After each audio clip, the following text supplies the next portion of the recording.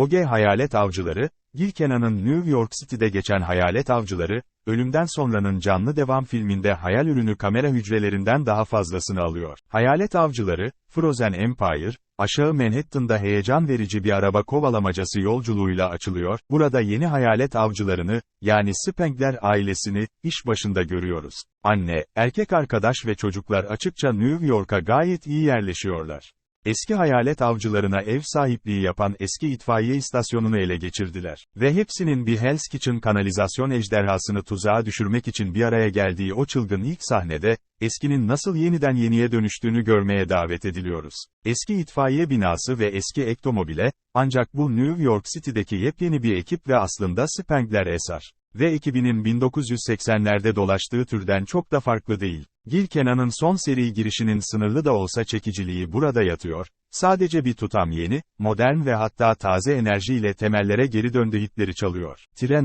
Hayalet avcılarının şehirdeki mülklere ağır hasar verdiğini ortaya çıkaran Hell's Kitchen kanalizasyon ejderhası fiyaskosu, hayalet avcıları bilgisinde ilgi çekici yeni bir kırışıklık yaratıyor, artık New Yorklular, işler tuhaflaştığında kimi arayacaklarını merak etmekle kalmayacak, ancak bürokrat olarak. Belediye başkanı olan Walter Peck'in ifadesiyle, artık yol açtıkları tüm fiziksel hasarın bedelini kimin ödeyeceğini merak ediyorlar. Peck tarafından azarlanan Cole Spengler, 15 yaşındaki kızı Phoebe ile çalışmanın bugünlerde yaptığı en akıllıca seçim olmayabileceğini itiraf etmek zorunda kalır. En iyisi gencin hayalet avcılığını kendisine, geriye ve hiçbir görünür neden olmaksızın ara sıra filmden kaybolan ağabeyi Trevor Finnwolfer'da bırakması. Phoebe'nin bu tür konuşmaları ciddiye almasıyla tanınmıyor. Doğuştan bir hayalet avcısı olmasına rağmen artık bir kenara bırakılacağı ve doğuştan hakkı olduğuna inandığı şeyi takip edemeyeceği için öfkeli. Neyse ki, satranç oynayan bir hayaletin, aile geçmişi onu daha büyük şeylere hazırlamış olabilecek bir seyyar satıcının ve tüm New York şehrini dondurmaya hazır olabilecek kadim bir kötülüğün bulunduğu ilginç bir kürenin gelişini içeren son derece gülünç bir komplo. Tehlike,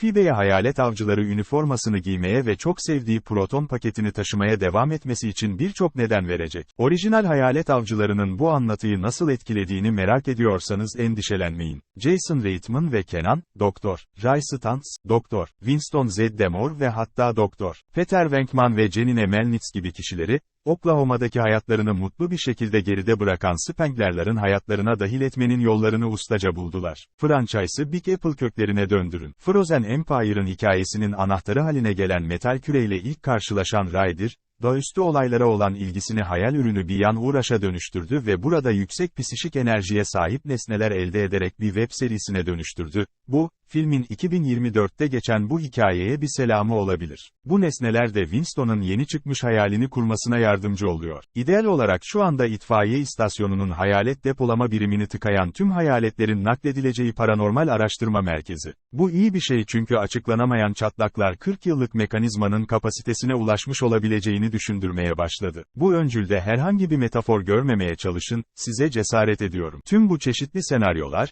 Trevor'ın herkesin en sevdiği yeşil sümüksü hayaletle birçok kez karşılaştığını ve minik marshmallowlu adamların, basit şakaları oldukça zahmetsizce bir araya getirildiğinde sevimli olmaya devam ettiğini biliyor. Bu şekilde düzenlendiğinde bile kaçınılmaz bir his var. Burada hokkabazlık yapacak çok fazla karakter var. Bu, Phoebe'nin neden fark edilebilir bir kavise ve sağlam bir karakterizasyon anlayışına sahip tek kişi haline geldiğini açıklıyor. Başka yerlerde, O.G. Ghostbusters kısa, ısırık büyüklüğünde hazır hamlelerle en parlak günlerine geri dönerek iyi çalıyor, yenileri ise, bu kötü ruh durdurulmazsa dünyanın sonu gelebilir, diye sadece bir nota çalabiliyor. Ağır ağır ilerlemekten doğal CGI ağırlıklı sonucuna kadar olan olay örgüsü. Kendisinden önceki her iki Reitman gibi Kenan da filmin tonunu şakacı ve heyecan verici arasındaki tatlı noktada tutuyor. New York Halk Kütüphanesi'ndeki yaratıcı set parçaları, O.G. hayranlarını kendi kendilerine kıkırdatmak için tasarlanmış, özenle seçilmiş paskalya yumurtalarıyla dolu anların yanı sıra, bilim ağırlıklı sergi sahnelerini de parçalıyor. Her ne kadar Carrie Coon'un bunun gibi bir franchise filminde ne yaptığını merak etmeye devam etsem de, kendisi bu tür filmlerde bulabileceğiniz gibi bir, anne, karakterine indirgenmiş durumda,